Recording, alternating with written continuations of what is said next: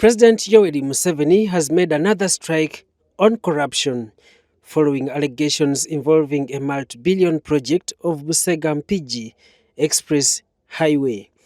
The once anticipated project to improve transport and decongest traffic on Kampala-Masaka highway has remained limping for years. So it is very, very important that the president has come in.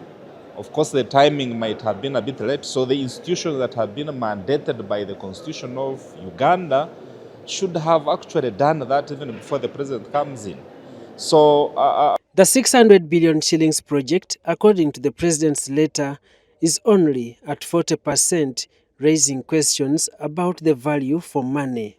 The move has since witnessed the president suspending 3 engineers and the permanent secretary in the Ministry of Works and Transport, Waiswa Bageya. Now, for me, I want to think the problem is how they were sourced. People who are sourced well, you do not get the best value, the best person. So you get people because they have a godfather, people who have talked to the president and have convinced him that this person will deliver. Many of them have disappointed him, many.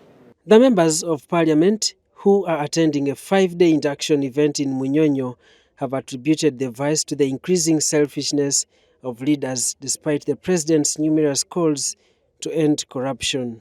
I think going forward, any corruption-related issues, if there is overwhelming evidence, to me I think the punishment should be enough that there is a deterrent that we do not have such a grave mistakes happen again in the country. The legislators called for a revised approach in awarding contracts for different projects, including establishment of the National Contract Awarding Committee. I think when we get people who are involved in such fraudulent activities, we should institute penalties that are uniform to such people. Either if it is with the contractors, to have them off the government contraction for some time. If they could tackle that, and it is not only in the center, even back in the local governments, this contract, is it contract team or whatever, there's a lot of corruption, and that is where our technocrats base themselves, because someone is an engineer, you are not an engineer. Much as we do even the oversight, at times it's difficult to tell. Several road projects budgeted in the previous NRM manifesto have since faced similar challenges. The president's move is to set the pace. Yes, Parliament in one way we are also to be blamed because we are supposed to perform our oversight role. But as I told you, that at times some things when they have already been done, it's at times difficult because this paperwork at times comes to Parliament when it is late. I want to tell you, like, the Auditor General does the work and they bring it when they have already eaten and given the money. The second Deputy Prime Minister, Crispus Chiyonga, interested the MPs to always be honest to the national interests which accommodate the national priorities, including infrastructure services.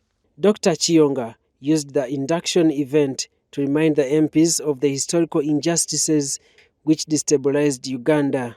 He says such acts of corruption and unpatriotic behavior affects the efforts to achieve wealth creation, economic strength, and building a strong economy. I am glad that this interaction, this retreat, has given us the opportunity to examine the relationship between the constituency, the country, and the continent of Africa.